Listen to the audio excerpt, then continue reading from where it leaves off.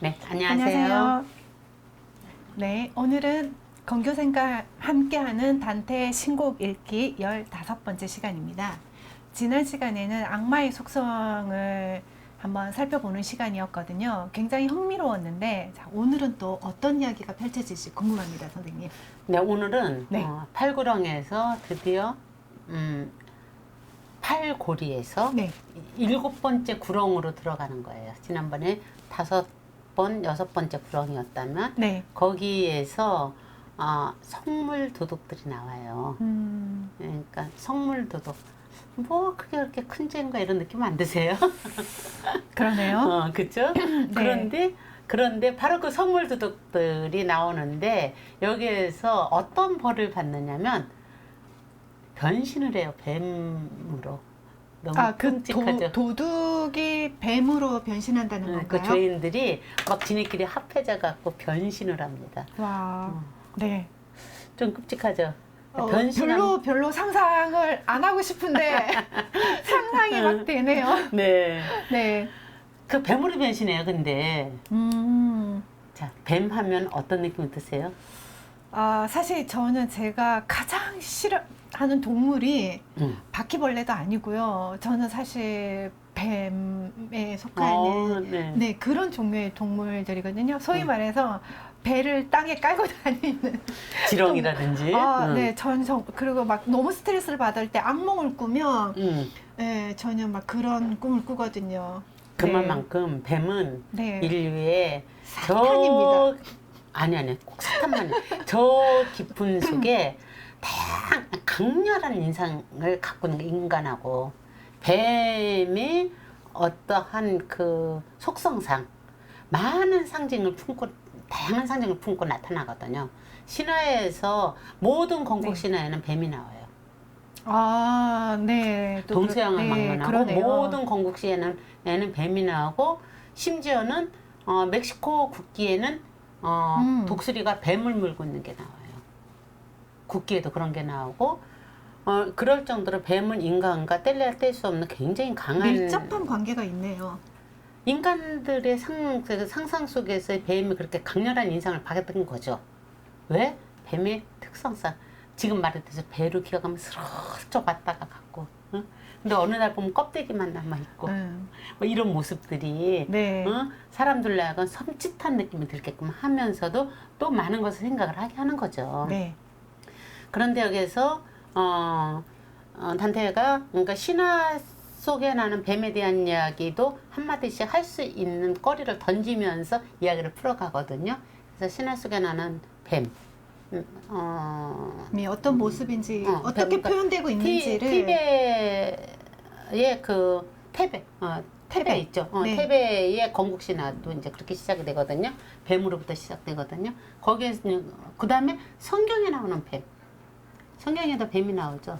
성경에 나오는 뱀 하면 대부분의 사람들은 에덴 동산에 나오는 원죄의 원흉이라고 생각하는 사악한 이불을 꼬신 사악한 유혹자로서의 뱀만 생각하는데 사실은 성경에 뱀의 의는 그거보다 훨씬 더 큰 것들이 곳곳에 숨어 있어요. 우리가 그것을 다시 한번 살펴보면서 뱀에 대한 이야기를 변신과 더불어 한번 해보도록 하겠습니다. 네. 여기 보면 그림을 타이틀에 보세요. 네, 서로 다른 약간 장면을 세 컷을 가지고 오셨는데 그렇지. 이거 설명을 좀 해주시면 좋을 것 같아요. 네. 지금 왼쪽인가요? 그림으로 보면? 네. 네. 그게 오로보로스라고 실제 뱀이에요. 보시면 알겠지만 실제 뱀 모습이에요. 너무 끔찍하죠? 네. 이 실제 뱀 모습을 그 그래픽화 시킨 그림인 거예요. 가운데 있는 것은. 가운데 그림은 네. 네. 근데 그 옆에 있는 것은 뭐 같아요? 우리 태극 문양을 되게 단순히 해놓은 건데 맞아요. 그럼 여기에서 뱀이 이렇게 자기 꼬리를 물고 있는 뱀은 원형으로 돼 있죠. 네. 무엇을 뜻하냐면 생명의 순환을 뜻하는 거예요.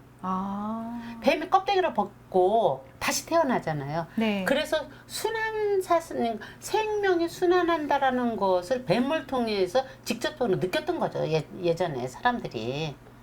그래서 순환을 표현을 하다 보니까 창조신화와 많이 연결이 돼서 나오는 거예요. 생명의 순환 사상과 그것을 그림으로 만들어졌는데 동양에서는 그것을 태극의 문양으로 만들어졌는데 순환하는데 태극에서 순환사상을 만들어진 또 동양의 저 그림 보면 태극기 같은 느낌 있죠. 네. 근데 자 검정색에는 우리가 그냥 편의상 검정색을 음이라고 합시다. 하얀색을 양이라고 했을 때는 음은 무엇을 품고 있어요? 양을 품고 있죠. 있고. 양은 음을 품고 있죠. 네. 이게 이원화시켜서 서나가로 분별하는 어떠한 서양적 사고와 동양적 사고의 굉장한 차이입니다. 지금은 이제 서양적 사고도 다원화돼 가면서 이 부분을 많이 받아들이지만 우리가 정말 크게 거칠게 그냥 이원화시켜서 생각한다면 동양 사상은 순환 사상이고 서양 사상은 발전 사상이 직선 사상이잖아요. 네. 그런 것이 요런 걸로서도 이렇게 보여지는 거예요. 그래서 일부러 이 그림을 좀 잠깐 갖고 왔는데 네. 네. 그러면 본격적으로 들어가 단테를 볼까요? 한번 들어가 보도록 하겠습니다. 자, 한번 읽어보실래요? 네. 내 말을 알아들은 죄인은 망설임 없이 나에게 얼굴과 마음을 똑바로 쳐들었고 사악한 부끄러움에 얼굴빛이 변하더니 말했다. 내가 보듯이 이렇게 비참한 내 모습을 너에게 들켰다는 것이 내가 저 세상에서 죽었을 때보다 더 괴롭구나. 내가 묻는 것을 부정할 수 없으니 나는 성구실에서 아름다운 성물들을 훔친 도둑이었는데 그 죄가 다른 사람에게 잘못 씌워졌기 때문에 이 아래에 처박혀 있다. 성구실에서 성물들을 훔쳤다고 하잖아요. 네. 자, 성구실에서 성물들을 훔칠 수 있는 사람들이 그렇게 일반인들은 아니겠죠? 또 수도사인가요? 가능성이 많겠죠? 네. 네, 그 다음 네. 거 봅시다. 네. 꼭 수도사가 아니더라도 그것과 연관된 연결된 네. 사람들만이 할 수 있는 일이잖아요. 그렇죠? 말을 마치자 도둑놈은 두 손을 쳐들어 더러운 손가락질을 보이며 외쳤다. 하느님아, 이것이나 줄 테니 먹어라. 그때부터 뱀들은 내 친구가 되었으니 한 마리는 더 이상 내 말을 듣기 싫다 말하듯이 그놈의 모가지를 휘감았고 다른 한 마리는 두 팔을 칭칭 감아서 머리와 꼬리로 앞에서 묶어버렸으니 그 놈은 손을 꼼짝할 수가 없었다. 무섭죠. 네. 자, 하나님이나 이것이나 먹어라 하면서 손동작 욕하는 거죠. 두려움이 없는 거예요. 성물을 훔치니 하느님 두려운 줄 모르니까 감히 성물을 훔칠 수 있는 거죠. 아무리 욕망이 갖고 싶어도 하느님 두려운 마음이 있으면 그 성전에서 그걸 훔치기는 쉽지 않은 거예요. 성물을 훔쳤다라는 것은 단순한 물건을 훔친 게 아니라 하느님에 대한 그 어떠한 그 두려움, 경건한 마음이 전혀 없다는 얘기잖아요. 일반적인 그러니까 도둑질하고는 완전 차원이 다른 굉장히 거니까요. 차원이 다른 거죠. 네. 그러니까 그 깊은 중죄인의 저기로 들어가게 된 거죠. 네. 그러면서도 여기서 하는 얘기 보면 참 재미있듯이 그래 내가 성구 훔친 도둑인데 너가 그렇게 똑바로 쳐들고 나를 보니 알았어 내가 말할게 그러면서 사악한 부끄러움에 얼굴빛이 변하더니 말했다 그랬잖아요. 사악한 부끄러움에 얼굴빛이 변하면서 내가 너한테 들킨 것이 죽었을 때보다도 더 괴롭다고. 이게 타인의 눈이라는 게 얼마나 그쵸? 그게 인식이 되는 거면서 자 여기서 사악한 부끄러움이라고 했을 때 그 부끄럽다라는 감정은 실질적으로 이따 아마 나올 거는 같은데 에덴 동산에서 바로 그 뱀의 유혹에 빠지기 전까지는 부끄러움을 몰랐어요. 그러니까 순수한 상태에는 부끄러움이라는 없었던 거죠. 그런데 선악을 분별하는 눈이 뜨이니 부끄러움을 알게 되고 두려움을 알게 되는 거죠. 그러면서 삶이 시작되는 거잖아요. 네. 그래서 여기서 이 부끄럽다는 단어가 그 사악한 부끄러움이라는 단어와 연결시켜서 한번 이렇게 짚어보고 네. 에덴 동산에서 다시 한번 보도록 하겠습니다. 네. 자, 무섭죠? 네, 한번 네. 봅시다. 아우, 그림부터 벌써 겁이 나네요. 자, 그러면 이 그림, 여기 있는 내용을 제가 다시 또 한번 네. 읽어보도록 하겠습니다. 아이고 아놀로 내가 변하는구나. 너는 이제 둘도 아니고 하나도 아니구나. 머리 두 대는 이미 하나가 되었으니 두 개의 얼굴이 있던 곳에 두 개의 모습이 하나의 얼굴로 뒤섞여 나타났다. 거기서 이전 모습은 완전히 사라졌고 둘이면서 아무것도 아닌 기괴한 현상이 된 모습으로 느린 걸음으로 가버렸다. 자, 아놀료라는 네. 사람이 변하는 모습을 보면서 한탄하듯이 또 다른 주인이 말하는 걸 단테가 이렇게 보면서 쓴 거죠. 네. 관찰자로서의 단테가 이 글을 썼을 때 그 변신이란 그 변신하면 딱 떠오르는 게 카프카의 변신인데 어쨌든 벌레로 변했던 그러니까 변신이라는 그러니까 변하는 모습. 자, 인간이 다 인간인가라는 말 우리 많이 하잖아요. 네. 그래서 신화에서는 그 인간의 종류를 그러니까 신이 있고 신의 그 에너지와 인간의 에너지가 섞여 있는 신의 아버지, 신의 어머니와 인간이 섞여 있는 것이 누가 되느냐면 영웅으로 나오고 그 다음에 인간과 인간이 있고 그 다음에 나오는 게 뭐예요? 인간과 동물. 대표적인 게 켄타우로스나 사티루스 같은 우리가 살펴봤던 것이 있고 그 다음에 동물들이 나와요.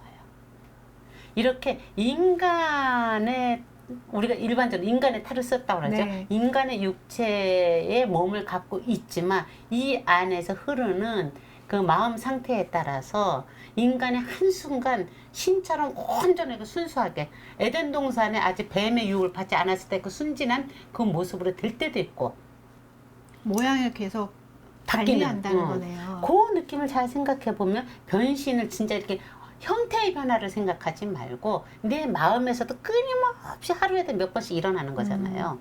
그런 맥락에서 우리가 변신을 생각하면 되는데 지금 여기에서의 변신은 참 끔찍한 느낌으로 다가오는 거죠. 네. 그러면서 변하는 모습을 이렇게 지켜보는 거죠. 저게 사람 같아 보이지만 누군가를 떠올렸겠죠. 그랬을 때 우리가 상상을 하면서 한번 봅시다. 누군가를 떠올리면서 그게 사람이 아니지. 그게 동물이지. 그게 뱀처럼 교활한 놈이었구나. 뭐 이런 식의 생각을 하면서 쓰지 않았을까라는 생각이 들어요. 다음 거 한번 볼게요. 네. 네. 자, 이 부분도 읽어보겠습니다. 네.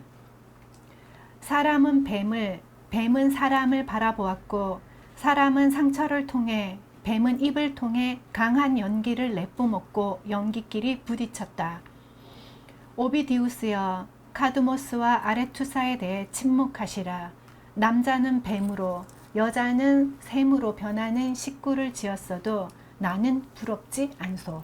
그 뱀으로 변하는 거 아니냐나 이런 그것을 바라보면서 얼마나 이게 끔찍한지 를 지금 이렇게 시적으로 과장되게 말을 하는 건데요. 여기서 말하는 오비디우스가 누구냐면 네. 우리 그 삼국에 나와요. 아니요, 림보에 나와요. 림보에. 림보에 갇혔던 다섯 시성들. 본인 스스로가 네. 6번째 시성을 했던 5 시성들 중에 한 명이 오비디우스예요. 오비디우스는 로마의 그 변신 이야기라는 로마 시인으로서 변신 이야기를 썼어요. 그러니까 그리스 신화를 로마 신화를 이렇게 변형시킨 거죠. 바로 그 사람이 쓴 변신 이야기에 카드모스 이야기하고 아레투스 이야기가 나오는 거예요. 카드모스가 어떻게 변했고 아레투스가 어떻게 변했다는 거는 나오는데 이제 그거 좀 간단하게 좀 설명을 해 드릴게요. 네. 이참에 그냥 신화를 하나 보는 게 좋을 것 같아갖고 그리고 갖고 일단 왔습니다. 신화의 내용을 모르면 이 부분은 조금 이해하기가 넘어가기 힘드니까. 힘들 것 같네요. 그쵸? 네. 그래서 일단 그거 네. 좀 잠깐 설명을 하면은 네. 좀 길어질 것도 같은데 네. 일단 자, 유럽이 우리가 미노스 신화, 크레타 문명이 일어나는 미노스 신화에 대해서는 한번 살펴봤었죠. 네. 그 페니키아인이라는 유럽, 그리스 쪽에서 보면 서쪽이죠. 동쪽이죠. 동쪽. 동쪽이죠. 네. 동쪽. 네. 페니키아에서 유럽 쪽으로 문명이 이렇게 오는 그 이동이 과정을 오죠. 이동하는 네. 그 과정을 신화로 만들어진 거라고 우리가 이렇게 건조하지만 일단 해석을 해야지 될 것 같고요. 그때 크레타 문명이 일어날 때 에우로페라는 그 페네키아 공주를 네. 제우스가 황소로 변해서 데리고 갔잖아요. 네. 그래서 이제 에우로페가 유럽의 어원이 된 거고. 그랬는데 페니키아 그 왕이 자기 딸이 없어지니까 그 에우로페의 그 오빠 이름이 카드모스예요. 여기 카드모스 아레투사는 이 카드모스한테 무슨 얘기를 하냐면 너의 누이가 없어졌으니 가서 누이를 빨리 찾아갖고 와라. 그 누이를 찾지 못하면 집에 들어올 생각도 하지 마라. 네. 아니 그만 집에 들어올 생각도 하지 말라라고 얘기를 하면서 카드모스를 내보내요. 그런데 생각을 해보세요. 에우로페를 누가 납치했어? 제우스가 납치했잖아. 신들의 왕. 예. 그걸 어떻게 찾아? 찾으면 신화가 아니지. 그러니까 이제 투덜투덜 걷다가 아무리 찾아도 찾을 수가 없는데 그래서 그 어떤 신전 앞에 가서 아폴론 신전이에요. 신전 앞에 가서 기도를 드립니다. 기도를 드리면서 도대체 어떻게 찾아야지 됩니까? 그랬더니 못 찾고 그럼 너는 지금부터 아폴론 신전의 그 신탁을 듣는 거죠. 쭉 걸어가다 보면은 암소를 만나게 될 것이다. 바로 그 소가 멈추는 곳에서 마을을 세워서 이름을 테베라고 명명하라 라는 신탁을 듣는데 그 신전을 나와서 이렇게 쭉 걷다 보니 아닌 게 아니라 암소가 있겠죠. 그 암소가 어딘가에 머물렀겠죠. 그래서 머문 그 자리에서 뭐를 하냐면 감사 기도를 드려야지. 이 감사 기도를 우리도 집을 짓거나 뭐를 하거나 꼭 돼지머리 잡아서 간략하게라도 하죠. 꼭 하잖아요. 네. 그런 식으로 감사 기도를 드리려고 맑은 샘물을 떠오라고 그 카드모스가 자기가 들고 갔던 부하들한테 시켰는데 이 간 얘네들이 안 와. 그러니까 이게 도대체 왜 안 와? 그러고 갔더니 커다란 뱀이 자기 부하들을 다 죽여버린 거예요. 네. 다 죽이니까 카드모스가 너무 화가 나갖고, 그러니까 영웅이니까 당연히 그 뱀을 죽여버렸어요. 그러고 뱀을 죽이자 또 한 목소리가 들려왔어요. 뱀의 이빨을 빼서 대지에다 뿌려라. 그랬어. 그러니까 죽인 뱀의 이빨을 다 빼갖고 대지에다 뿌렸더니 네. 걔네들이 다 뭐가 됐냐면 뿌리자마자 흙덩이가 막 움직이면서 뭐가 되느냐면 용사들로 다 이렇게 솟아난 거예요. 다 변한 거예요. 이게 이제 그래서 신화 읽다 보면 곳곳에서 이런 일들이 많이 일어나요. 그냥 막 지네끼리 막 싸워. 그 뱀 이빨에서 나온 용사들이 또 네, 자기네끼리 싸워요? 자기들끼리 막 싸워. 네. 그래서 막 싸우는 걸 이렇게 지켜보고 있었어. 그랬더니 한 5명밖에 안 남았는데 얘네들이 지네끼리 이제 협의를 한 거야. 우리 이렇게 자꾸 싸우지 말자. 우리 이렇게 자꾸 그러니까 싸움을 말리려고 하니까 이거 우리들의 문제니까 당신은 참견하지 마시고 그래. 지네끼리 막 싸우는데 5명만 딱 남자. 우리 더 이상 싸우지 말자. 그러면서 카드모스의 부하가 되는 거야. 이게 신화에서 건국 신화에서 무언가가 하나 그 명분을 만들어 주는 거예요. 호랑이와 곰이 기본적인 모티브로 꼭 나오는 똑같은, 이야기잖아요. 그쵸? 네. 그러니까 결국에 가서는 곰이 호랑이 부족을 이긴 거잖아요. 곰 부족이. 이런 거 똑같은 거예요. 그래갖고 이제 5명이 카드모스와 협력해서 마을을 세우고 그 이름을 아폴론이 테베. 해준 대로 테베라고 명명했어요. 이러나 저러나 테베네요. 그러니까 응. 테베라고 하랬으니까 테베라고 네, 써있죠. 네. 그러고 나서 이제 테베라고 명명을 하고 난 다음에 이제 결혼을 해야지 나라가 만들어지잖아요. 네. 그래서 카드모스가 이제 아프로디테와 아레스는 누구냐면 전쟁의 신이에요. 신 맞지? 전쟁의 신이고 아프로디테 비너스는 아름다움의 신. 그러니까 아프로디테는 사실은 누구의 부인이냐면 헤파이스토스의 부인이에요. 그러니까 신들의 대장장이 헤파이스토스의 부인인데 헤파이스토스가 계속해서 이 여자를 가장 세상에서 아름다운 자기 와이프를 돌보지 않고 계속 뭘 만드는 일에만 전념을 했어. 천재 작가 미켈란젤로처럼 일에만 전념을 하니까 이 누구야 비너스 아프로디테는 열받아서 계속 바람을 피는데 그 중에 한 저기가 누구냐면 정부 있는 사람이 누구냐면 아레스였던 거예요. 그러니까 전쟁의 신 아레스였던 거예요. 그러니까 아레스와 그 둘의 아프로디테 딸하고 결혼을 한 거예요. 그게 누구냐 하르모니아예요. 여기서 이걸 한번 잠깐 살펴봅시다. 아름다움과 전쟁이 합해졌을 때 하르모니아, 조화로움, 평화 이런 느낌이죠. 딱 태어난대요.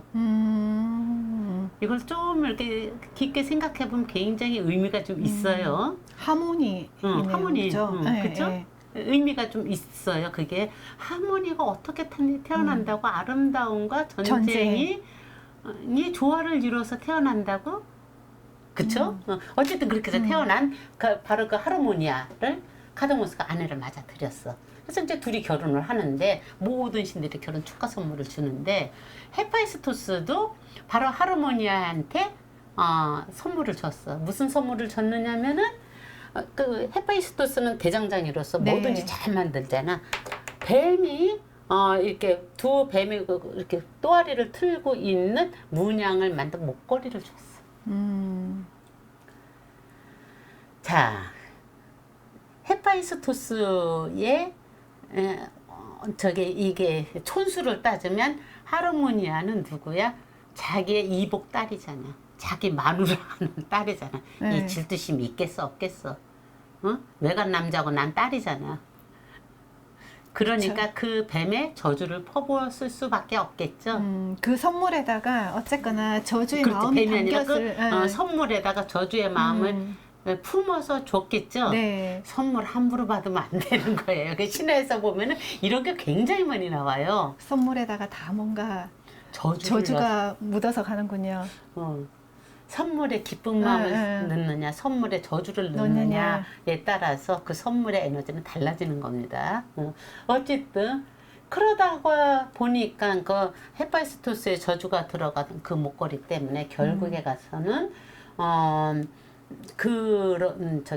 이 카드모스 그 가정에 불행이 닥치기 시작을 해요. 저주가 시작돼요. 그런데 왜 또 불행이 시작되느냐면 카드모스가 죽인 그 뱀 있잖아요. 네. 뱀이 사실은 누구냐면 아까 말했던 아레스의 부하였던 거예요. 결국은 아레스를 죽인 거잖아. 아레스를 친 거잖아. 그러니까 그들이 합쳐져 갖고 계속 불행이 따르는 거예요. 계속 연결해서 대를 이어서 내려가고 있는 그런 셈이네요. 그래서 카드모스가 이제 그렇게 해서 죽여졌는데 사실은 이제 신화를 하려면 굉장히 복잡하긴 하지만 카드모스와 하르모니아 사이에서 난 유명한 자식들이 세멜레, 디오니소스의 엄마, 바쿠스라고 하는 디오니소스의 엄마, 세멜레나 이노는 누구냐면은 디오니소스를 키웠던 그 이모예요. 세멜레가 죽자 디오니소스를 키웠던 이모. 그 다음은 사냥개한테 물려주거든 악타이온. 이게 전부 이들의 자식이었어요. 근데 이들 다 불행하게 다 죽어요. 그 세밀레는 번갯불에 타서 죽고, 이노는 헤레의 저주로 미쳐서 죽고, 그 다음 악타이오는 아르테미스의 저주를 받고 사냥꾼으로 변해서 자기 사슴으로 변해서 자기가 데리고 다녔던 사냥개한테 물려서 죽고, 악타이온 이야기는 우리가 지난 시간에 잠깐 했었다, 그쵸? 그렇게 다 죽어요. 그러니까 카드모스 하르모니아가 너무나 상심이 커서 자기 나라를 떠나요. 테베를 떠나면서 다른 나라로 갔어요. 그 동네를 떠나서. 근데 다른 나라에서도 이렇게 왕으로 추대를 했으나 그 자성들의 불행을 도저히 잊을 수가 없잖아요. 그러니까 카드모스가 어느 날 부르짖는 거예요. 차라리 뱀이 그렇게 신들에게도 귀중한 것이었다면 아레스한테 그래서 네가 나를 이렇게 저주를 하는 거라면 나도 차라리 뱀이었으면 좋겠어. 카드모스는 인간이잖아요. 나도 그렇게 신들한테 귀중한 대접을 받았으면 좋겠어. 이런 맥락으로 한탄하듯이 자신을 얘기를 하는 거예요. 그랬더니 그 말이 끝나자마자 그 모습이 카드모스가 뱀으로 변했어요. 그러자 하르모니아, 금술 좋은 하르모니아는 남편이 뱀으로 변하는 모습을 보면서 나도 남편과 같은 운명이 되게 해달라고 또 빌었어요. 그래서 둘은 짝을 이루어서 숲속에서 사는 뱀으로서 사는데, 뱀에도 독사가 있지만 이로운 뱀들이 있잖아요. 네. 바로 이들은 사람을 피하지도 않고 자기들이 말하자면 전신하는 거예요. 사람이었던 자기들을 기억하고 사람을 피하지도 않고 사람 해치지도 않는 그 저기를 뱀으로서 변한 신화인 거예요. 네. 자, 카드모스가 이렇게 해서 뱀으로 변신된 이야기 얼마나 드라마틱해요. 네. 그런데 지금 단테가 하는 얘기예요. 오비두스요, 당신이 쓴 카드모스의 그 이야기보다 내가 내 눈으로 본 지금 저 장면이 더 끔찍하다. 라고 얘기하고, 그 다음에 이제 아라투사라는 사람은 아까 말했던 앞으로 아르테미스, 순결을 서원했던 사냥꾼의 여신 아폴론의 친자매, 쌍둥이였던 아르테미스의 림프였어요. 시종으로서 있었는데 또 누군가가 쫓아오니까 차라리 저는 샘물로 변하게 해주세요. 그래서 샘물로 변했다는 얘기예요. 여기에서 이제 우리가 뱀을 아레투사보다는 뱀을 이렇게 각 신화에서는 왜 이렇게 다루고 있었을까? 너무 끔찍하다고 얘기했지만 네. 바로 그 뱀의 그 강력한 상처성 때문에 그런 거예요. 건국 신화는 다 뱀이 나와요. 중국의 신화나 이집트 신화에도 어느 부분에서 나오고 멕시코 신화 다 이렇게, 이거 테베 신화에도 뱀이 나오듯이. 네. 담가 볼게요. 네. 그리스 신화도 물론이고요. 네. 자, 이제 그림은 뱀. 굉장히 좀 익숙한 그림이네요. 자, 이 네. 그림이 어디에 있는 건지 혹시 아시겠어요? 히스드나 대성당의 천장화. 천장화에. 천장화에 그 맞아요. 6번째 칸에 있는 에덴 동산에 아담과 이브가 추방당하는 추방당할 그림이에요. 때, 네. 예. 그래서 이제 우리가 신화 속에서 나오는 뱀에 대해서 잠깐 살펴봤다면, 아까 처음에 말씀드린 대로 성경 속에서는 그럼 뱀이 어떻게 등장하는가, 일반적으로 생각하는 유혹의 상징, 사탄의 상징으로만 등장하는가, 그게 아니다라는 것을 한번 살펴봐야 같이 살펴보자는 되겠네요. 거죠. 한번 네. 읽어보실래요? 야훼 하느님께서 만드신 들짐승 가운데 제일 강교한 것이 뱀이었다. 그 뱀이 여자에게 물었다. 하느님이 너희들어 이 동산에 있는 나무 열매는 하나도 따먹지 말라고 하셨다는데 그것이 정말이냐? 여자가 뱀에게 대답하였다. 아니다. 하느님께서는 이 동산에 있는 나무 열매는 무엇이든지 마음대로 따먹되 죽지 않으려거든 이 동산 한가운데 있는 나무 열매만은 따먹지도 말고 만지지도 말라고 하셨다. 그러자 뱀이 여자를 깨웠다. 절대로 죽지 않는다. 그 나무 열매를 따먹기만 하면 너희의 눈이 밝아져서 하느님처럼 선과 악을 알게 될 줄 하느님이 아시고 그렇게 말하신 거다. 여자가 그 나무를 쳐다보니 과연 먹음직하고 보기에 탐스러울 뿐더러 사람을 영리하게 해줄 것 같아서 그 열매를 따먹고 같이 사는 남편에게도 따주었다. 남편도 받아 먹었다. 그러자 두 사람은 눈이 밝아져 자기들이 알몸인 것을 알고 무화과 나무 잎을 엮어 앞을 가렸다. 눈이 밝아져 알몸인 것을 알고 부끄러움을 알고 무화과 나무로 앞을 가렸다는 얘기잖아요. 네. 자, 우리가 그림을 좀 크게 해서 보는 거죠. 지금 이 네. 그림이 아까 말씀드렸듯이 미켈란젤로가 네. 그린 그림이에요. 네. 여기에서 저 뱀을 보세요. 일단 뱀 모습을 잠깐 보면은 잘생긴 남자죠. 네. 남자가 다리가 뱀이에요. 뱀으로 이렇게 네. 바뀌어갖고 나무를 휘 감고 있잖아요. 네. 자, 반인반수예요. 그렇죠? 네. 미켈란젤로가 그린 뱀, 변신된 뱀 같은 뱀은 사실은 반인반수의 속임수를 하고 간교한 깨를 내는 사탄의 역할을 하는 거고, 그 옆에서 속일 때 뭐라고 해요? 야, 하나님이 뭐라고 했어? 그랬더니 다 먹지 말라고 안에 다른 건 다 먹어도 된다 그래서 이 두 나무만 먹지 말라고 그래서 이렇게 순진하게 말하는 거 보니까 야 근데 너 한번 생각해봐. 절대로 이렇게 그럴 리가 없어. 하느님께서 아까 얘기했죠.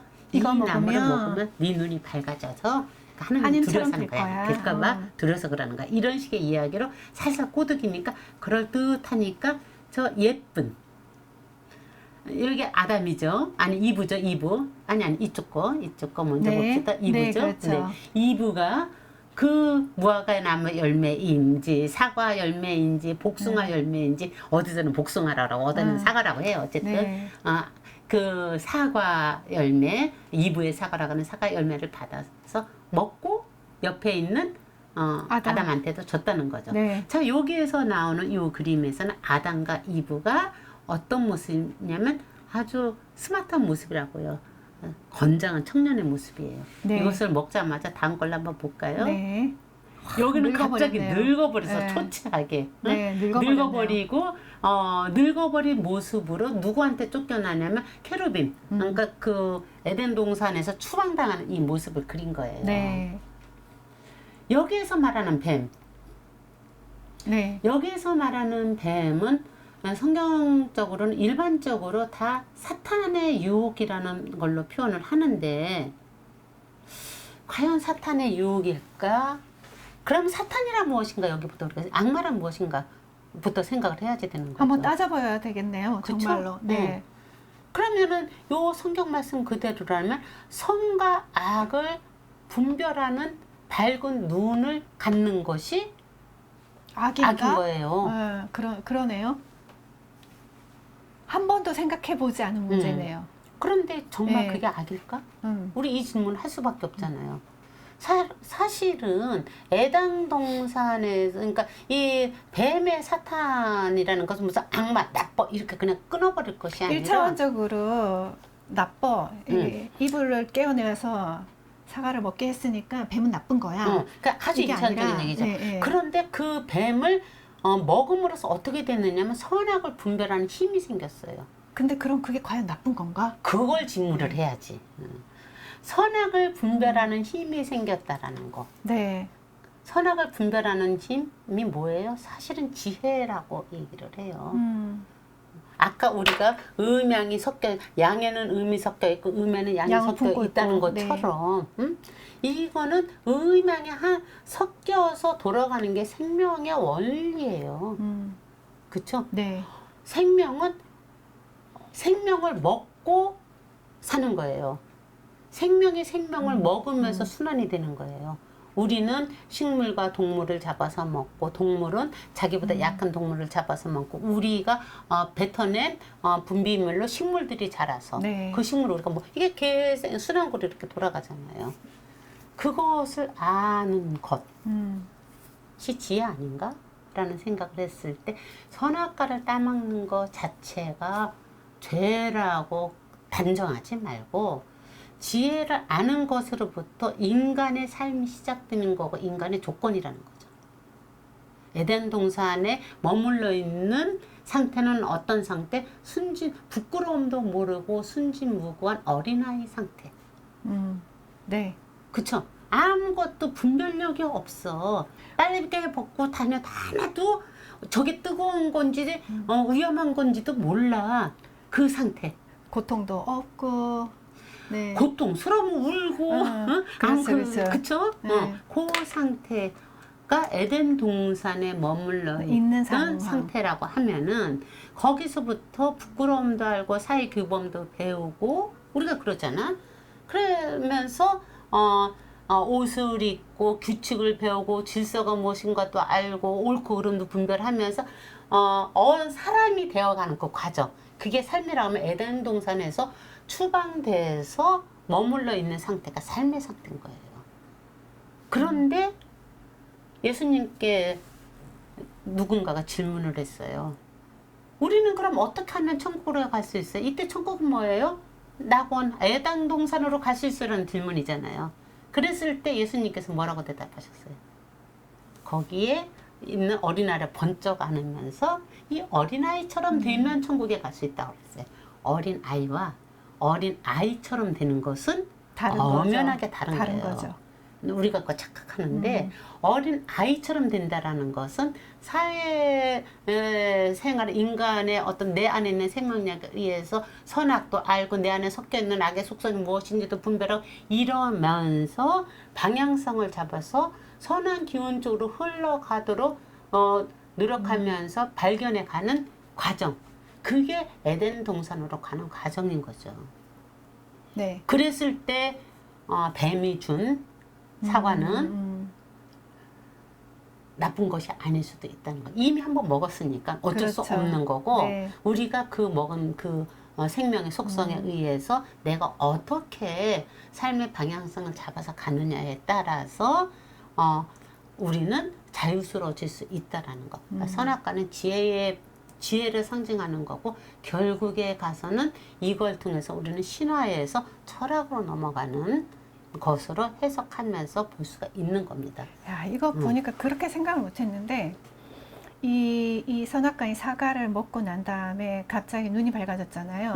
그랬을 때 이 밝은 눈으로서 계속 고통스러움을 가지고 있을 거냐, 아니면 거기에서 이 정말로 이 선악을 볼 수 있는 그러니까 분별력을 가지면서 어린아이 마음처럼 가지고 갈 거냐가 사실 평생에 죽을 때까지 해결해야 되는 숙제네요, 이게. 그게 삶의 태도고 네, 삶의 네. 방향성을 잡아서 가는 거예요. 네, 그러네요. 그거예요. 그러니까 지금은 어떻게 보면 인간이 태어나서 엄마한테서 일단 딱 의항하면서 태어나는 순간 이미 이제 사과를 먹고 태어난 거죠. 그렇지. 그러니까 죽을 때까지 그 선악을 자기 마음에 흔들리지 않는 어떤 뭐라고 해야 되냐면 그 분별력을 가지면서 가치관을 갖고 가는 있으면서 거지. 그 사리 판단을 해가면서 죽을 때까지의 어떤 기나긴 여정이 삶이에요. 그렇죠. 이게 삶인 거고 이게 어쩌면 이 사과를 먹었기 때문에 치러야 되는 대가일 수도 있겠다는 대가이면서 생각이 드네요. 사람의 권리이자 의무라고 저는 그런 그렇죠, 표현을 참 그렇죠. 많이 하는데 네. 바로 그러면 그 삶의 방향성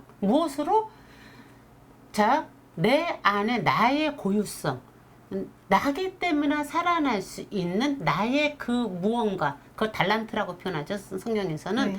바로 그것을 발견을 해서 그것을 열심히 갈고 닦아서 다른 이들에게도 나는 물론 다른 이들에게도 빛이 돼서 같이 가고자 네. 하는 의지를 갖는 것 그런 삶의 태도를 갖는 게 우리가 다시 어린아이처럼 되는 돌아가는 과정인 거죠. 과정이네요.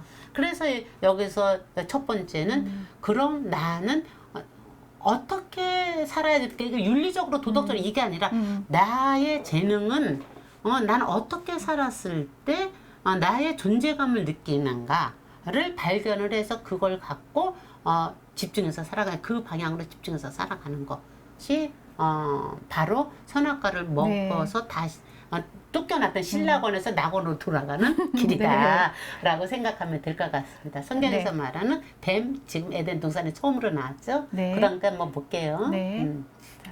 자, 읽어봅시다. 이거는 성경 말씀인데요. 네. 자, 그러자 야훼께서는 백성에게 불뱀을 보내셨다. 불뱀이 많은 이스라엘 백성을 물어 죽이자 백성들은 마침내 모세에게 와서 간청하였다. 우리가 야훼와 당신께 대든 것은 잘못이었습니다. 뱀이 물러가게 야훼께 기도해 주십시오.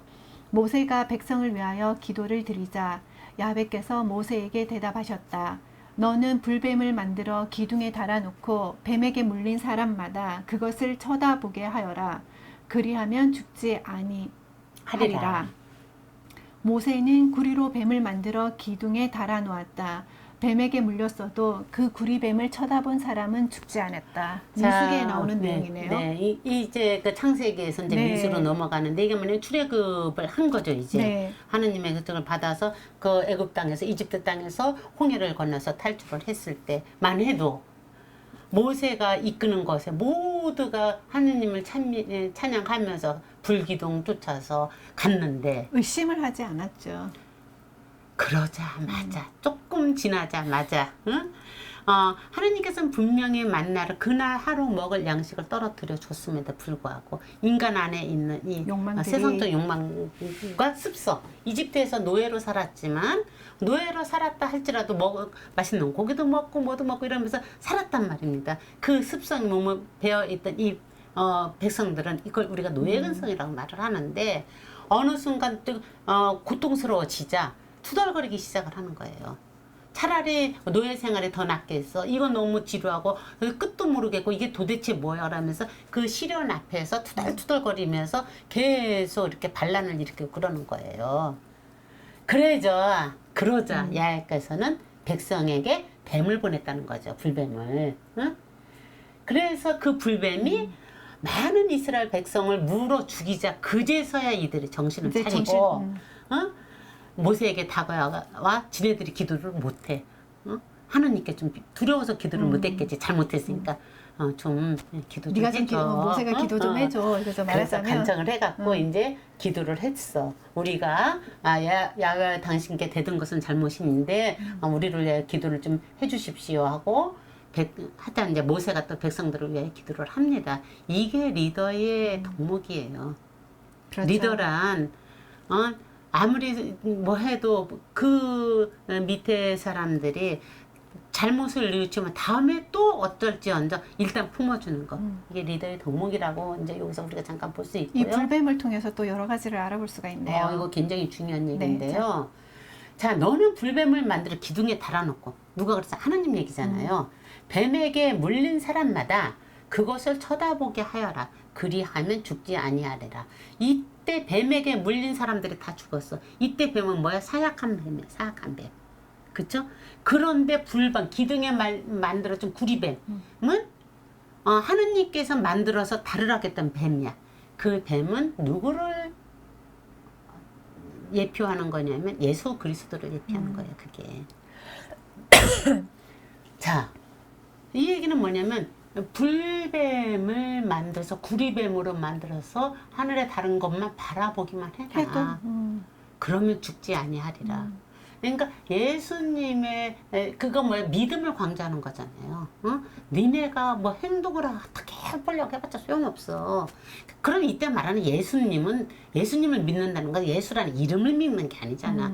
예수를 통해서 발현하신 하느님의 그 진리, 그 기운을 잊지 말란 얘기잖아. 그 진리의 기운 안에 있는 한 죽지 않는 것이다 라는 이야기를 지금 여기서 얘기를 하는 거예요. 네. 그러면 왜 구리뱀이냐?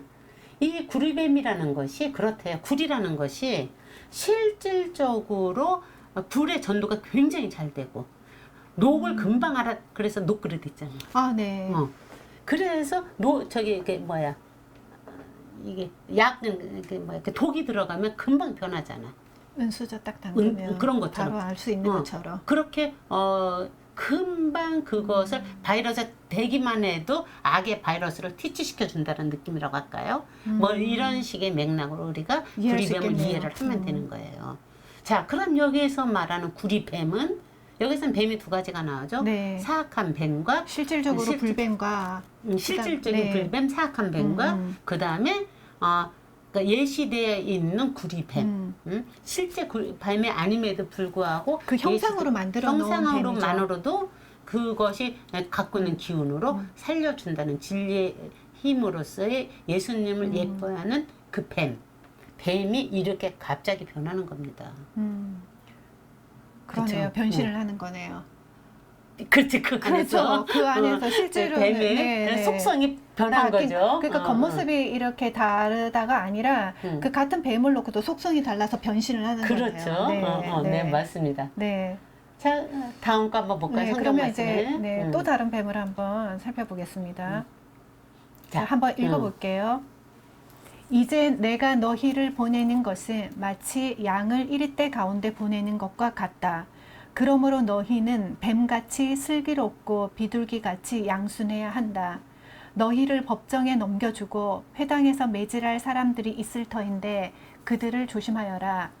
또 너희는 나 때문에 총독들과 왕들에게 끌려가 재판을 받으며 그들과 이방인들 앞에서 나를 증언하게 될 것이다. 그러나 잡혀갔을 때에 무슨 말을 어떻게 할까 하고 미리 걱정하지 마라. 때가 오면 너희가 해야 할 말을 미리 일러줄 것이다. 말하는 이는 너희가 아니라 너희 안에서 말씀하시는 아버지의 성령이다. 굉장히 유명한 얘기인데 네, 마태복음에 있는 내용입니다. 그러니까 이제 그 예수님께서 그 사도들, 제자들을 세상에 내보내면서 하는 얘기예요. 내가 근데 너희를 세상에 내보내긴 하는데 양을 이리대 가운데 보내는 것 같다는 거예요. 그러니까 노심초사를 하면서 이렇게 하는 거예요. 매미 찢어지는 부모의 마음이네요. 진짜. 아이를 물가에 내놓는 것 같은. 그렇지만 그렇다고 해서 계속 품 안에 끼고 있을 수는 없으니까 내보내야지 되는 거예요. 그때 한 말이에요. 너희는 뱀같이 슬기롭고 비둘기같이 양순해야 한다. 특이합니다. 여기에서는 뱀같이 슬기로운 동물에다가 뱀을 비유를 했네요. 자, 그럼 뱀의 슬기로움이 무엇일까요? 아까 이제 시작할 때 잠깐 말했듯이 스리슬쩍 아무것도 모르게 싹 스쳐 지나가면서 그걸 보고. 그러니까 이게 통찰력인 거예요. 결국에 가서는. 들키지 않으면서. 그치? 어디에서는 슬기롭고라는 것을 어떤 성경 번역에서는 지혜롭고라고 표현했어요. 네. 비둘기같이 양순에는 뭐 어쨌든 넘어가 이게 뱀을 이런 뱀의 속성이 너무 다양한 걸 품고 있다라는 거예요. 그러니까 세상을 나갈 때 순진한 것만 갖고는 안 돼. 지혜를 갖춰야지 돼. 자, 어른이 된다라는 건 그냥 무조건 착한 것만 갖고는 안 되는 거야. 지혜롭게 선악을 분별하면서 방향성을 잡을 수 있는 그 통찰력을 가져야지 어른이 될 수 있는 거야. 라는 걸로 우리는 해석을 해도 될 것 같습니다. 이렇게 성경 안에서는 뱀에 대해서 물론 이거보다 더 있을 수가 있어요. 근데 제가 기억해낸 것은 이 세 가지 성경 말씀에서 그것만 끌어냈는데 신화에서도 성경도 사실은 신화지 신들의 이야기니까 에서도 이렇게 뱀의 이야기는 다양한 모습으로 펼쳐지고 있다라는 거. 그런데 불구하고 무섭죠. 뱀은 싫죠. 약간 뱀에 대해서는 저만 그럴까요? 고정관념이 좀 있는 것 같아요. 그게 우리 무의식 속에 두려움이 커서 그래요. 네, 그러니까 그냥 나쁜 거, 좋지 않은 거, 사악한 거 그런 약간 부정적인 이미지가 굉장히 큰데 이제 오늘 이렇게 신화와 성경 속에서 이 뱀의 어떻게 보면 좀 더 지혜롭고 되게 약간 좀 다른 면을 다시 한번 이렇게 보게 된 것 같네요. 그렇죠. 네. 자, 그런데 이 뱀이 바티칸 대성당을 당연히 다녀오셨고 아직 가보지 못한 저로서는 참 꼭 언젠가는 가겠죠. 네, 그러면 이제 우리가 또 성 베드로 성당에서 가봅시다. 가서 거기에 있는 또 뱀이 어떻게 표현되고 있는지 한번 살펴보겠습니다. 그러니까 많은 사람들이 자 이게 이제 성 베드로 성당의 그 도매에서 내려다 본 모습이에요. 그러니까 시내와 광장이라고 하는데 물론 제가 못 갔으니까 제가 찍은 건 아니고요. 어딘가서 따왔는데 열쇠같이 생겼죠? 네, 요 모양이 열쇠처럼 생겼다고 그렇게 설계를 했죠. 그렇죠. 그러니까 실제로 이 성 베드로 성당은 베드로의 무덤 위에 세워진 걸로 진짜 르네상스의 포문을 열었던 세계의 천재들 라파엘로부터 시작해 브라멘테, 당연히 미켈란젤로 이런 아주 세계의 천재들의 모든 작품들이 이 안에 총동원이 돼 있을 정도로 엄청난 거잖아요. 인류의 보고죠. 바티칸이라는 그 조그마한 나라라고 해야지 되겠죠? 바티칸 시국. 바티칸 시국이라고 그러죠. 중심이 바로 이 베드로 성당인데 이 베드로 성당 곳곳에 뱀 혹은 용의 문양이 숨어 있는 게 아니라 곳곳에 있다고 하더라고요. 그래서 그것을 찾아보면 엄청나게 많은 것 같아요. 어느 이제 똑같은 것을 보고도 어떻게 해석하느냐가 굉장히 다른데 아마 이제 보수적인 어떤 카톨릭을 비난하는 보수적인 종교인들 중에 혹자들은 바티칸, 그러니까 이렇게 블로그로 찾아다 보니까 그런 것들이 많이 나와 있더라고요. 바티칸 성정은 사탄을 모습들을 이런 식으로 이렇게 막 표현했다 그러면서 막 비방을 하는 글도 보고 그랬는데 참 그런 걸 보면 참 안타까워요, 저는. 근데 저 같은 경우는 이게 볼 게 워낙 많아서 그런지 사실 이 부분까지는 크게 신경을 쓰지를 못했던 부분이거든요. 아마 일반 관람객들도 아마 저 같지 않았을까. 근데 볼 게 너무너무 많다 보니까 이런 요 디테일한 부분까지는 사실 크게 신경을 쓰고 보지는 못했는데 어떤 모양들이 있을지 정말 궁금해지는데요. 일단 한번 보겠습니다. 여세라면은 뭐 많이 있는데 제가 이제 그 중에 몇 개만 갖고 왔는데 지금 저 어느 한 분이 아주 그 친절하게 저런 식으로 그림을 비교를 해서 보여줬는데 이제 지금 옆에 보면은 저 이렇게 위에서 내려다 찍은 저 모습이 어디 갔나? 모습이 왼쪽이죠? 뱀의 등하고 비슷하다고 그려놓은 것은 뱀의 등 모습과 이렇게 같이. 죄송합니다. 잠깐만 조금 크게 보여드릴게요. 이것이 뱀이 이렇게 있을 때 그 모습하고 같다는 거예요. 그러니까 요 옆에 있죠, 이거. 그게 눈이고. 이게 눈이고, 이쪽 그 지붕이 그 배에 이렇게. 뱀의 그 비늘같이 비늘이면서 약간 이렇게 굴곡이 있는 그 부분으로 표현이 되었다는 거죠. 그것을 내부에서 찍은 걸 보면은 옆에 그림을 볼까요? 이렇게 끌어서. 보면은 안으로 들어가면 이런 모습인가요? 이 모습이 있는 거예요. 이렇게 생겼는데 이 모습의 뱀이 오른쪽에 있는 이 뱀의 형상하고 같다는 정말 거죠. 비슷하네요. 그쵸? 자, 그 다음에 요걸 보세요. 요걸 이제 확대해서 다음 그림에서 봅시다. 그 그림이 넘어가는 여기 맨 앞에 보면 무대로 보이는 부분을 저희가 조금 더 확대해서 보여드리겠습니다. 자, 이것도 좀 크게 보여주세요. 자, 아까 그것을 확대하면 여기인데 저기 보면은 추기경님하고 교황님이 앉아 계시죠? 아까 그 예배 드리던 그 사람들 그 안에 저런 무대 정중앙에 교황님이 앉아 있는 뒷 배경에 지금 약간의 나무 조각이에요. 해 놓은 거네요. 자, 이 나무 조각은 저 얼굴을 옆에 걸 한번 볼까요? 나무 조각의 그 얼굴이 어디 갔나? 자, 그것이 그 부분이 확대를 해보면 이렇게 돼 있는 거예요. 자, 예수님의 모습과 뱀의 모습 맞죠? 두 개가 합해져 있네요. 반을 나누어서. 와. 그러니까 아까 거 한번 봅시다. 그럼 저쪽으로. 자, 그러면은 자, 이거가 그럼 뭐겠어요? 무엇을 상징한 그림일 것 같아요? 아까 요 얼굴 부분이 구리로 이렇게. 만든 예수님을 내포하는 그 모습이 아니겠어요? 저는 분명히 그걸 생각하면서 이 조각을 했다라고 그냥 혼자 생각하면 혼자 확신합니다. 굉장히 저기 쌤이 혼자 확신한다고 하셨는데 굉장히 합리적이다. 그렇죠. 물론 다른 사람이 했을 수도 있는데 내가 아직 그 정보를 못 봤기 때문에 저는 이걸 보면서 그렇게 합리적인 의심이 했어요. 합리적으로 충분히 생각할 수 있을 만한 그렇죠. 그런 거네요. 그러니까 민수기에 나왔던 구리뱀이 예수 그리스도를 예표하는 것이고 예수 그리스도가 그거 한다라는 것을 이 조각품을 통해서 이렇게 표현한 것이 아닐까. 그런데 내가 이게 오래전에 찾았는데 이 조각품은 현대 작가가 했던 것 같아요.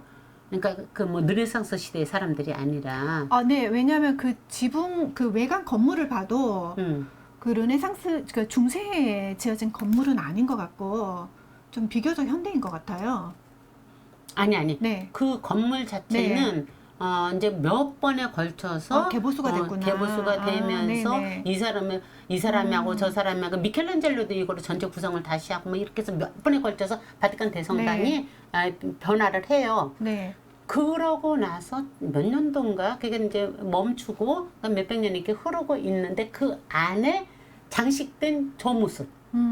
저 나무가 이렇게 펼쳐지는 예수님이 있는 저 모습은 현대 작가였던 걸로 제가 기억을 네, 하는데 네. 그 작가를 내가 좀 다시 한번 찾아봐야지 될 것 같은데 저는 이 그림을 보면서 정말 깜짝 엄청나구나 놀랐겠네요. 네. 이런 느낌이 확 들더라고요. 그러니까 그 광야에서 모세의 손에 높이 들렸던 그 구리뱀. 그러니까 모세가 결국 예수님을 예뻐한 거죠. 성경도 이렇게 치밀한 겁니다. 응? 자, 그러면 또 다음을 한번 네, 넘어가 다음을 볼까요? 볼게요. 네. 그렇습니다. 그리고 그 안에 들여다 보면은 네. 수많은 용의 모습들이 많이 있는데 그 중에 좀 내가 대표적으로 내가 한 2개만 갖고 왔는데 그 막 많이 있더라고요. 출입구 바닥에 새겨져 있대요, 이렇게 용이.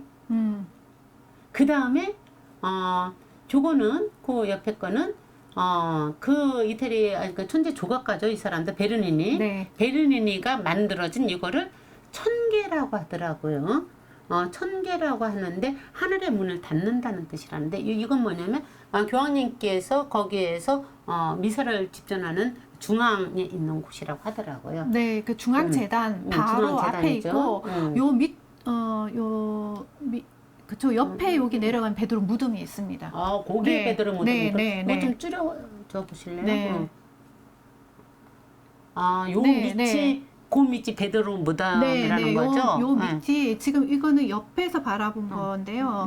요 밑으로 이렇게 베드로 무덤이 이렇게 되어 있고 요 위에다가 이거를 씌워놨어요. 근데 이걸 이제 베르니니가 이걸 뭐 천개라고 하는데 하늘을 덮는 뚜껑을 뭐 발다키노라고 한다고 합니다. 네, 네. 근데 바로 이 문양을 누군가는 그 월계수 나무라고 표현을 하기도 하고 저 4개의 기둥 같은 저게 저도 이거 봤을 때 월계수 나무가 아니라 불기둥이 이렇게 불을 타고 하늘로 올라가는 형상으로 그래서 보면 이렇게 가보면 실제로 이렇게 꼬여 있거든요. 이렇게. 근데 저는 저걸 뱀이라고는 생각을 못했어요. 근데 어느 사람은 네. 저걸 뱀이라고 해석을 하더라고요. 근데 실제로 봤을 때는 저게 생각보다 기둥이 되게 굵게 되어 있어요.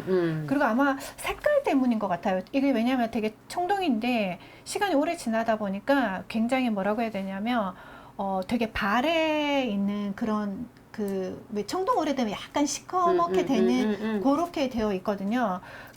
그러다 보니까 저는 이게 불기둥으로 올라가는 느낌을 굉장히 받아서 엄청 경건하게 느낌을 받았는데 이게 만약에 뱀이었다라고 생각하면 저의 고정관념일 수도 있는데 조금 다르게 받아들였을 것 같기는 해요. 근데 그거는 네. 이제 개인적인 해석이 나름이니까. 근데 네. 그러니까 어떤 신부님이 쓴 글을 보니까 네. 이것을 월계수나무로 해석을 했어요. 네네. 그렇다면은 그러니까 교황청하고 연결되어 있는 거기서 무슨 일을 보시는 분이 있기 때문에 그 신부님 말씀 맞지 맞을 거예요. 않나? 저도 자료에서는 싶은데, 월계수라고 본 것 같기도 그러니까 해요. 누군가가 이것을 네. 갖다가 이런 곳에도 이렇게 있다라고 막 얘기를 하는데 어찌 되었든 이렇게 곳곳에 그 뱀의 어쨌거나, 문양, 네, 뱀이나 문양이 용의 있네요. 문양이 있는 것 그거 사탄으로만 해석하면은 해석이 안 굉장히 되죠. 말도 안 그렇죠, 되는 그렇죠. 건데 지금 우리가 성경 안에서 뱀의 그 여러 가지 상징성을 살펴보았듯이 예수님을 예표하는 것, 슬기로움을 예표하는 것을 해석을 한다면 충분히 이해가 되는 부분들이죠. 네, 일단 다음 거 보면은 다음 걸 또 보겠습니다. 네. 자, 이거는 문장입니다. 네. 우리가 어느 때인가 그 문장에 대해서 공부를 그 가문의 어떤 그 로고 같은 네. 공부를 한 게 있었는데 네. 저 오른쪽에 있는 그것이 왼쪽에 있는, 네. 예, 교황 요한 바오로 5세의 문장이랍니다. 그러니까 네. 17세기의 교황님이셨던데 문장을 이렇게 보면 그 안에 용이 있죠. 네. 네, 그게 용이 있고 그 옆에 걸 보면은 그러니까 교황들이 당신의 상징으로 하나씩 넣죠. 만든 네. 것에 그 뱀의 문양, 독수리의 문양을 많이 집어넣는 거죠. 그래서 교황을 사역하다 뭐 이런 식으로 해석을 하는 거 뭐 제가 기함을 했죠. 그걸 보면서 어쨌든 그럼 이거 용이 아니라 선생님 이거 뱀인 거죠? 중간에. 뱀이 승천하면 용이 되는 겁니다. 용이라는 것은 상상의 동물이니까. 네. 뱀의 대장이라고 하면 어떨까요? 다음 자, 그림은 그러면 옆에 걸 한번 이건 이제 보겠습니다. 주화죠. 예, 메달이에요, 메달. 메달입니까? 메달인데, 아. 그러니까 결국에 가서는 앞뒷면을 보여준 거예요. 네, 왼쪽에 있는 게 앞면이고, 앞면이고 뒤에 게 오른쪽에 있는 게 뒷면일까요? 뒷면이겠죠. 이게 이제 네. 그레고리 13세가 만든 건데 그 뒷면에 저렇게 용이 있다는 거죠. 그러니까 그레고리 교황이 이 용을 이렇게 새겼을 때, 교황 바로 5세가 용을 자기 문장에 새겼을 때, 그때 용, 뱀의 대장으로 해석했을 때 상상의 동물의 용은 네. 과연 누구였을까요? 예수님을 담겠다는 의지지. 그쵸? 그렇죠. 그거는 네. 그렇게밖에 해석할 수가 그렇게 없잖아요. 해석해야지 돼요. 네. 그렇죠? 네. 네. 해석은 자유이지만 일단 그렇게 해석하는 게 맞지 않을까. 그랬을 때 바티칸 성전에 있는 수많은 뱀의 형상, 용의 형상들이 경건한 의미로 우리가 읽혀지지. 그렇지 않으면 사탄의 소굴처럼 느껴지는 그 말도 안 되는 그 지옥에 왜 스스로 갇혀요? 그렇죠. 그 지옥에 스스로 갇히는 거거든. 그러니까 이게 어떻게 해석하느냐에 따라서 자유의 경건한 자유의 기운을 느낄 수가 있고 나쁜 기운을 느낄 수가 있는 거죠. 똑같은 것도 네. 우리가 선악이 한 뿔에서 났다고 얘기했던 것처럼. 네. 그렇죠? 네. 자, 이렇게 뱀은 얼마나 엄청난 일인지 한번 또 봅시다. 네, 자, 다음 거 보면은 다음 거를 오, 구찌입니다. 그쵸? 네. 구찌 상품이에요. 네. 아까 우리가 처음 그림에 봤던 우르보로스가 네. 구찌 상품의 문양으로 활용이 됐어요. 와. 아까 헤파이스토스가 하르모니아한테 뱀 두 마리를 이렇게 해갖고 목걸이 해줬다라는 네. 거, 그것도 어딘가에서는 상품이 나오지 않았을까 싶은데, 아무래도 구찌가 이런 상품을 만들었을 때 그냥 하지는 않았겠죠. 실질적으로 명품을 잘 들여다보면은 신화적인 것을 명품의 이름들은 대개 신화에서만 따왔고, 그렇죠. 네. 신화적 모티브를 갖고 명품의 디자인에 많이 차용을 하고 차용하고 있죠. 있는 네. 것을 볼 수가 있어요. 근데 어느 날 이렇게 보니까 구찌의 이 모습들이 너무 재밌어서 제가 뱀 설명할 때 한번 써야겠다 생각을 하셨군요. 네, 갖고 왔던 겁니다. 네. 자, 이렇게 오늘 이제 우리가 뱀에 대해서 그러니까 뱀으로 변신한 그 성물 도둑들을 통해서 변신이라는 타이틀로 뱀의 속성에 대해서 신화와 성경에 나오는 걸 살펴보았습니다. 우리의 고정관념이 조금만 더 이렇게 뚫고 들어가면은 수많은 것, 그리고 무언가가 굉장히 두렵고 굉장히 거부가 된다. 내 안에 그것이 걸려 있는 게 분명히 있다라는 거죠.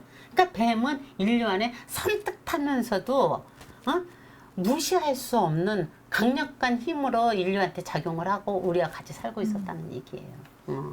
그래서 뱀의 신화에 대해서 한번 살펴봤습니다. 오늘은 이거까지 할 건데 어떻습니까? 저 깜짝 놀랐습니다.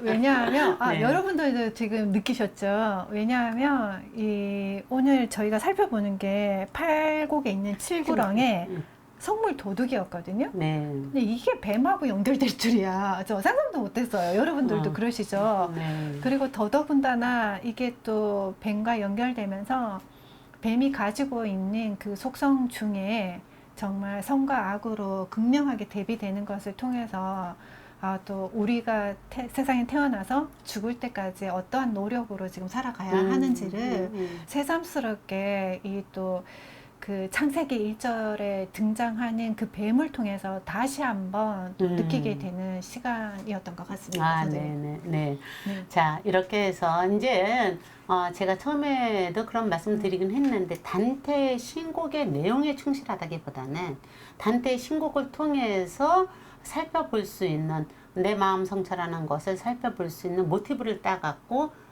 보는 거기 때문에 신곡의 내용하고 이게 뭐 이렇게 연결이 돼? 라고 생각할 수도 있는데, 저희 방향이 그런 겁니다.